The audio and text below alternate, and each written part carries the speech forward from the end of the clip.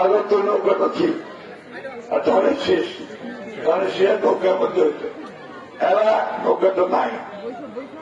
নৌকার যিনি কান্ডারি আমাদের সাবেক প্রধানমন্ত্রী হাসিনা, উনি আপনাদেরকে ফেলে ভারত ফেলে দিল্লির দিকে বসে আছে আর আমাদেরকে বিপদে ফেলে দিয়ে গেছে, তাই না? থাকলে অন্তত একটা গণতান্ত্রিক অবস্থা চলতো, তাই তো? এখন আছে নতুন একটা মার্কা আসছে আমাদের সামনে, আপনাদের ছেলে তার প্রতিনিধি দাঁড়াইছে, তাই না? ভালো ছেলে, অল্প বয়স, এরা ভালো ছেলে। আমরা পুরাই আমরা বহুবার ইলেকশন করছি, এমপি হয়েছি, সরকারটা চালানোর অভিজ্ঞতা আমাদের আছে। ওর বয়স কম, সামনের দিকে ইনশাল্লাহ আর ভালো করতে পারবো যদি লেগে থাকতে পারে, তাই না?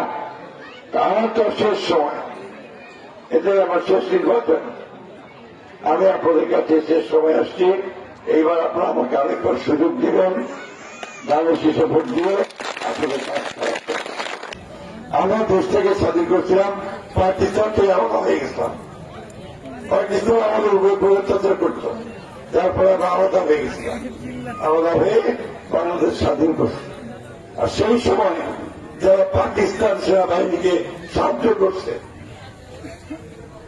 আমাদের হাজার হাজার মানুষকে হত্যা করছে, এরা এবার উন্না ভোটটা আসে কিছু, তারাই আমার ভোট চাচ্ছে দেশ চলাবে।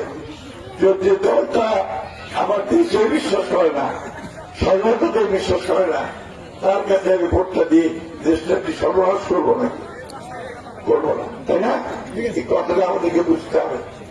আমরা 1971 সালকে সব সময় মাথা উত্তোলিত রাখতে চাই, কারণ ওইটাতেই আমাদের অস্তিত্ব, বাংলাদেশের অস্তিত্ব, ঠিক কিনা?